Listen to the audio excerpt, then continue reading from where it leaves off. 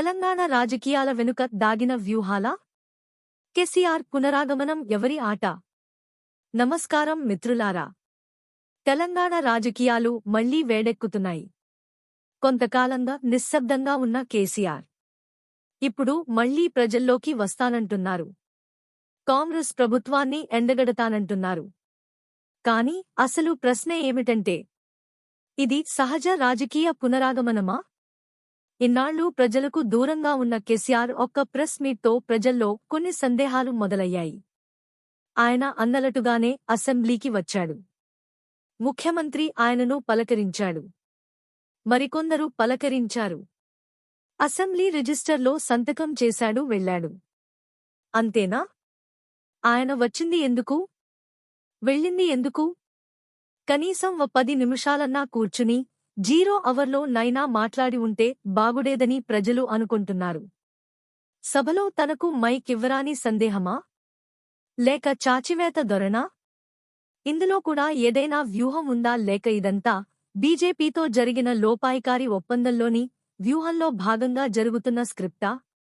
ఈ రోజు వీడియోలో కాంగ్రెస్, బీజేపీ, బీఆర్ఎస్ ఈ 3 పార్టీల మధ్య నడుస్తున్న అదృశ్య రాజకీయ ఆటను స్పష్టంగా, గట్టిగా విశ్లేషించబోతున్నాం. చివరి వరకు చూడండి. ఎందుకంటే ఇది కేవలం రాజకీయ విశ్లేషణ కాదు. ఇది తెలంగాణ భవిష్యత్తుకు సంబంధించిన ప్రశ్న. కాంగ్రెస్ ప్రభుత్వం అధికారంలో ఉంది, కానీ పాలన ఎక్కడా?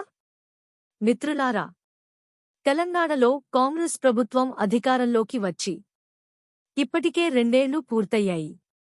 కాని ప్రజల్లో ఒక ప్రశ్న గట్టిగా వినిపిస్తోంది. 2 ఏళ్లలో ఏమీ మారింది? అభివృద్ధి కనిపించడం లేదు. నిరుద్యోగ సమస్య అలాగే ఉంది. రైతుల సమస్యలు అలాగే ఉన్నాయి.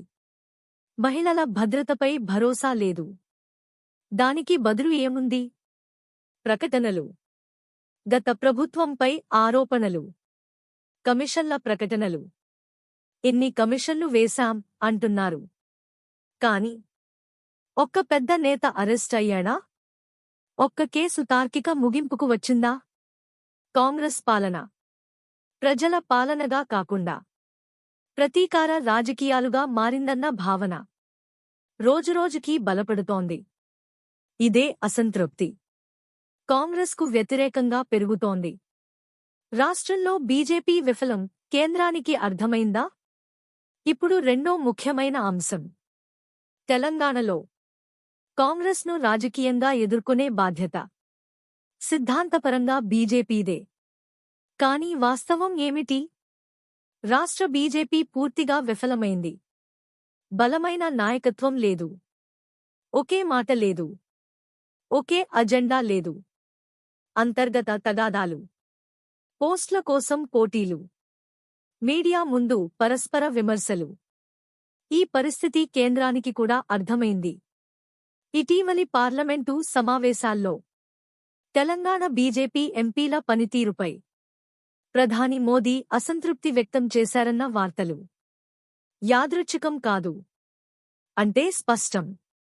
తెలంగాణలో బీజేపీతో కాంగ్రెస్ను ఎదుర్కోలేము అనే నిర్ణయానికి కేంద్రం వచ్చిందా? ఇక్కడే కథ మలుపు తిరుగుతుంది. మోదీ ఫోన్ కాల్ కేసీఆర్ యాదృచ్ఛికమా? ఈ నేపథ్యంలోనే ప్రధాని మోదీ కేసీఆర్ ఆరోగ్య పరిస్థితిని ఫోన్ చేసి తెలుసుకోవడం. ఇది కేవలం మానవీయతేనా? లేదా రాజకీయ సంకేతమా? గతాన్ని గుర్తు చేసుకుందాం. తెలంగాణ సెంటిమెంట్, స్వరాష్ట్ర ఉద్యమం, ప్రాంతీయ అస్తిత్వ భావన. ఈ 3 అంశాల్లో కేసీఆర్కు ఇప్పటికీ పట్టు ఉంది. బీజేపీ నేరుగా తెలంగాణ సెంటిమెంట్ను అందుకోలేకపోతే పరోక్షంగా బీఆర్ఎస్ను ఉపయోగించాలనే ఆలోచన ఉందా? అందుకేనా కేసీఆర్ మళ్లీ ప్రజల్లోకి రావడం? కాంగ్రెస్ను లక్ష్యంగా చేసుకుని ఉద్యమ ప్రకటనలు? అంటే బీజేపీ వెనుక ముందు బీఆర్ఎస్ అనే రాజకీయ వ్యూహమా? ఈ అనుమానాలను పూర్తిగా తోసిపుచ్చలేం. బీఆర్ఎస్ ద్వంద్వ వైఖరి ప్రతిపక్షమా? లేక సహాయకుడా? ఇప్పుడు బీఆర్ఎస్ పాత్ర చూద్దాం. కాంగ్రెస్ను విమర్శిస్తోంది. ప్రభుత్వాన్ని ఎండగడుతోంది. కానీ ఒక ప్రశ్న. కేంద్ర ప్రభుత్వంపై అదే స్థాయిలో పోరాటముందా? గతంలోనూ చూశాం. కేంద్రానికి వ్యతిరేకంగా మాటలు. కీలక సందర్భాల్లో మౌనం. ఇప్పుడు అదే సందేహం. కేసీఆర్ పునరాగమనం నిజంగా ప్రజల కోసం అయితే కేంద్ర విధానాలపై కూడా గట్టిగా మాట్లాడాలి. లేకపోతే ఇది ప్రజా ఉద్యమం కాదు. ఇది రాజకీయ సెటిల్మెంట్గా ప్రజలు భావిస్తారు. ప్రజలే అసలు లక్ష్యమా? లేక రాజకీయ ప్రయోగాలా? మిత్రులారా, ఈరోజు తెలంగాణ రాజకీయాల్లో కాంగ్రెస్ పాలన బలహీనంగా ఉంది. బీజేపీ రాష్ట్ర స్థాయిలో అశక్తంగా ఉంది. బీఆర్ఎస్ పాత్రపై అనుమానాలు ఉన్నాయి. ఈ మూడు పార్టీల రాజకీయ గణితం మధ్య నలిగిపోతున్నది ఎవరు? తెలంగాణ ప్రజలే. ప్రజల సమస్యలు పక్కనపడి అధికార వ్యూహాలు, పునరాగమనాలు, రాజకీయ ప్రయోగాలే ముందుకు వస్తున్నాయి. ఇక్కడే ఒక ప్రశ్నతో వీడియో ముగిస్తాను.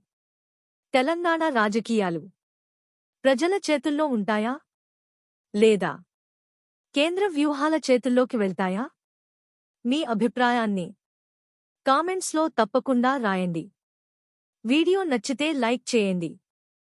ఇలాంటి రాజకీయ విశ్లేషణల కోసం ఛానల్ను సబ్స్క్రైబ్ చేయండి. జై తెలంగాణ.